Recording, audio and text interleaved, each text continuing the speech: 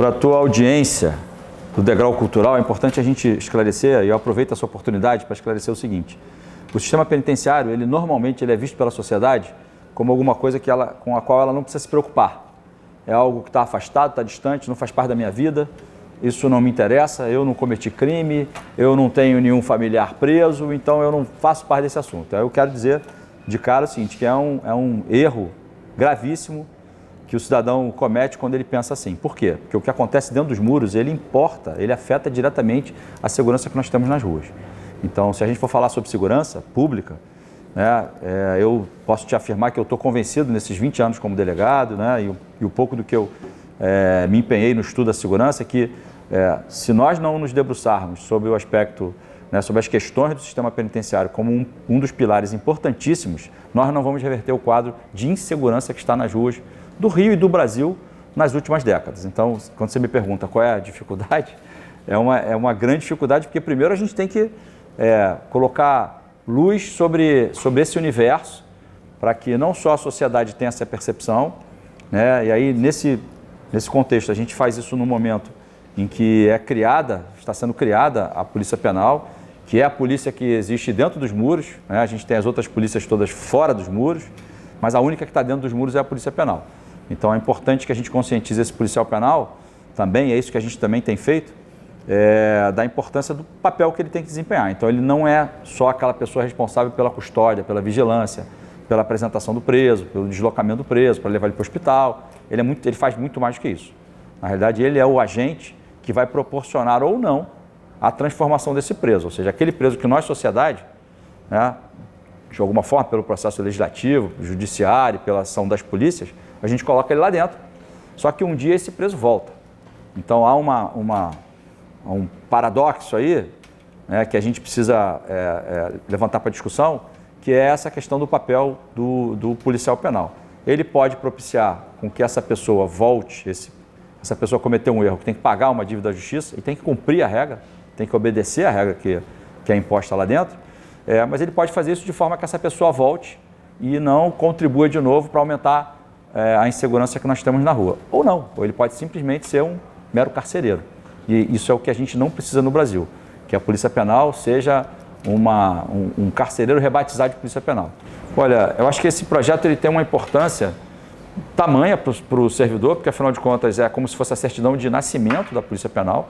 Ela foi considerada pela Constituição Federal, tem uma emenda constitucional na Constituição do Estado, que inseriu a Polícia Penal no Estado do Rio, mas ela precisava ser regulamentada. Então, o que essa minuta de projeto de lei que nós encaminhamos, depois de muito debate, muita discussão, com policiais penais, com o pessoal da área técnica, é justamente a criação da Polícia Penal. Então, é importante para o policial penal e é importante para todo cidadão. Acho que esse projeto é um projeto de importância para todos, porque a Polícia Penal, como eu disse, ela é a única polícia que atua dentro dos muros.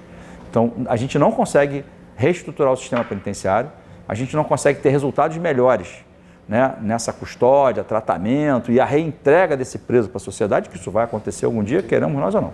A gente não consegue fazer isso se a gente não valorizar o profissional que faz isso. E esse profissional é o policial penal, tem um pessoal de quadro complementar, que é a área técnica. Então, a importância dessa inovação legislativa, desse projeto, a gente reconhece, regulamenta a Polícia Penal.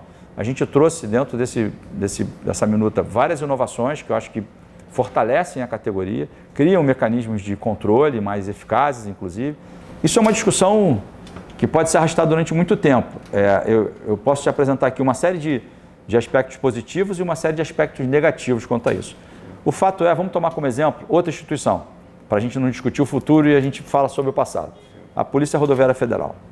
Eu tenho muitos amigos na Polícia Rodoviária Federal, inclusive estava conversando com um deles há pouco tempo. E a visão que nós tínhamos da PRF era uma visão de uma polícia complicada, né? O nível de corrupção era elevado, era uma polícia de nível médio. Hoje a PRF, ela está, como dizem no universo policial, ela está voando baixo. Tem muita gente que sonha ser PRF hoje. Ela é uma carreira que tem uma outra projeção que não tinha.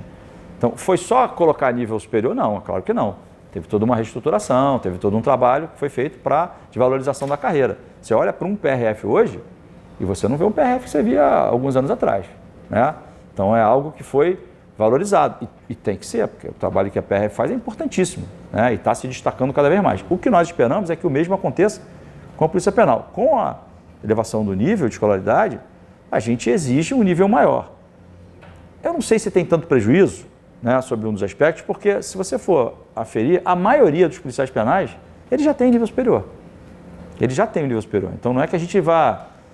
a exigência é que vai ser maior. Então o concurso público com mais exigência, você vai poder extrair o pessoal mais qualificado. Essa discussão ainda vai ser submetida à ALERJ, a Casa do Povo, né? Os representantes do povo é que vão definir como é que isso vai evoluir. Agora, o fato é que o gestor da coisa pública, ele vai sempre buscar o melhor para a sua pasta, porque ao final não é nem para ele, é para a entrega de um serviço. Então, eu acho que isso não tem muita discussão, né? Há uma possibilidade, a gente espera ter uma qualidade melhor, né, nesse policial que está sendo contratado, eu acho que sim, acho que quanto a isso não tem dúvida. Olha, existe uma necessidade de concurso público para a Polícia Penal por vários motivos. Primeiro, porque há uma carência de efetivo. Há vagas em aberto. Qual é essa carência? São 2.000 e, salvo engano, 2.700 vagas, salvo engano. Então, assim, mas eu não preciso nem olhar o quadro de vagas lá para saber que a gente precisa muito. Há uma carência muito grande. Agora, além dessa necessidade, há um outro aspecto importante. O nível médio da faixa etária do policial penal é alto. E é uma atividade extremamente desgastante. É uma das atividades mais desgastantes. Porque o policial civil, o policial militar, o policial federal, que vai às ruas, que enfrenta embates, né, tiroteios, etc., é claro que tem um desgaste alto. Mas o policial penal, ele lida com o criminoso o tempo inteiro do seu plantão. Se é 24 horas, ele está 24 horas com ele ali, e sem arma. Então isso traz a necessidade de um equilíbrio emocional muito forte, sob pena de comprometer, né, o policial penal, a saúde mental dele. E quanto mais idade você soma isso, mais difícil fica. E a gente sabe, quem é servidor público sabe que o plantão, ele acaba com qualquer um, né? Você não consegue ficar a vida inteira no plantão, né? Com o tempo você vai ficando, aquilo vai consumindo ali a tua saúde. E o nível, né, médio dos policiais penais é um nível muito alto. Então a gente precisa, sim. Agora você perguntou sobre previsão. Previsão a gente ainda não consegue ter, porque a gente precisa avançar nesses imbróglios que estão dos concursos anteriores. Então a gente já houve um termo de ajuste de conduta, que foi assinado pelo Ministério Público, pela Defensoria, pela Procuradoria, pela ALERJ, pelo Executivo através da SEAP, para resolver esse imbróglio. Então a gente tem que resolver isso. Agora eu te garanto o seguinte, há uma necessidade muito grande da reposição dessas vagas que vêm sendo abertas com a aposentadoria dos policiais. Quantos estão para se aposentar? O senhor tem ideia? Eu não tenho esse número aqui, mas é um número elevado. Mais porque... de 20%, 30% do atual quadro? Não diria isso tudo, mas talvez Eu não vou arriscar um palpite, porque eu não gosto de arriscar palpite, não preparei esse número, posso até te passar, depois eu te digo esse número. Mas o fato é que há muitas vagas em aberto, a gente tem uma carência, e o número de policiais penais licenciados também é muito grande, percentualmente em relação às outras forças policiais. Então, em comparação com a Polícia Civil, por exemplo, não tem o dobro hoje, mas tem perto do dobro de efetivo, tem menos policiais licenciados do que a própria SEAP. Você acredita, então, que a abertura de um concurso é inevitável a curto, médio prazo? Curto, médio prazo. O que a gente precisa só é superar essa questão dos entraves jurídicos, porque a gente não pode abrir um novo concurso com essas questões ainda em aberto, porque senão a gente estende essa discussão por anos e anos, e aí o que a gente vai... Né? Eu sei que tem muita gente que tem uma expectativa de ser chamado, isso é legítimo, mas a gente tem que encontrar a maneira de fazer justiça nesse aspecto, mas sem comprometer o futuro do novo concurso. Nós já formamos 150 policiais, quando assumi a secretaria há 7 meses atrás, em final de agosto do ano passado, já havia uma turma que estava em formação na academia de polícia. Eu inclusive, mandei prolongar o tempo desde na academia, porque tinha sido encurtado, e eu acho que a gente não tem fábrica de policial, ele tem que ser formado, e esse período foi ampliado. Formamos esses 150 e já chamamos, já convocamos outros 50, não me recordo agora, mas foram cerca de 50 policiais que foram chamados e estão fazendo o curso agora.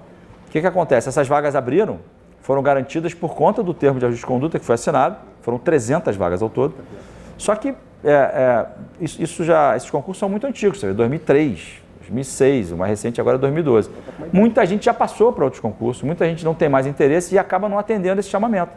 Que as pessoas têm sido chamadas, e a gente observou isso criteriosamente, naquela ordem de classificação. Então, o que acontece é que a gente chamou essas pessoas, todas as que tinham que ser chamadas foram chamadas, e agora como é que está esse imbróglio é o que está sendo discutido. O deputado Rodrigo Amorim, inclusive, é um dos defensores, né? A gente fala quase que todo dia sobre isso, e o meu posicionamento é sempre o seguinte: eu quero fazer justiça, né? E se tem gente que tem condição de ser chamada, elas devem ser chamadas, primeiro porque é uma necessidade enorme da presença delas. Agora, a gente tem que ter certeza que elas têm condição de assumir, né? Não é só resolver o problema da pessoa para ela ser nomeada no concurso público, né? A gente gosta de satisfazer todo mundo, mas a gente tem que ser fiel ao nosso compromisso como gestor. E como é que a gente faz isso? Então, isso é o que a gente está discutindo diariamente. Eu tenho interagido com o deputado Rodrigo Amorim todos os dias, mas a gente precisa virar essa página. Mas tem gente ainda no banco para ser chamado? Olha, só vai ter se dependendo da evolução do que está sendo feito lá na Alerj. Houve uma questão lá sobre a cláusula de barreira, que foi uma proposta, inclusive, do próprio Rodrigo Amorim. Que abriu, né, com restrições, né, pelo que eu pude falar com ele muito rapidamente. Essa restrição é para os concursos que estavam em validade, dentro do prazo de validade. A maioria dos concursos que a gente está falando aqui não estão no prazo de validade. Então, em tese, né, eu imagino que nós estejamos em vias de virar essa página, né? Mas eu não tenho essa resposta para te dar agora. Agora, eu acho que isso está em vias de ser resolvido para a gente partir para o futuro. A SEAP precisa de novos concursos, a SEAP precisa repor essas vagas, sob pena de comprometer a gestão do sistema penitenciário. E comprometendo a gestão do sistema penitenciário, a gente compromete muito mais do que o controle da cadeia. E isso você já está conversando com o governador também? Com certeza. O senhor acredita que possa sair da nossa gestão ou acredita que é para... Eu acho que agora só depois das eleições, por conta do processo eleitoral, mas isso é uma necessidade que está aí, está presente. Eu tenho certeza que isso não vai ficar de lado.